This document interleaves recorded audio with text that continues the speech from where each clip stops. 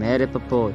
اسمها الحقيقي بهيجة محمد علي، من مواليد 29 يوليو سنة 1917. كانت شغالة في بداية حياتها في سجن النساء، واتجوزت من السجان اللي معاها. بعد كده سابته واشتغلت رقاصة، ازاي معرفش. اشتغلت رقاصة في الأفراح والموالد. بعد كده اشتغلت في السينما بالصدفة أثناء تصوير يوسف وهبي لأحد المشاهد في فيلم المهرج الكبير. طلبت منه إن تمثل معاه في السينما، وساعدها وعمل لها دور كومبارس في فيلم الأفلام بتاعته. بعد كده عمل فرقة مسرحية اسمها رمسيس المسرحية وضمها ليه معاه.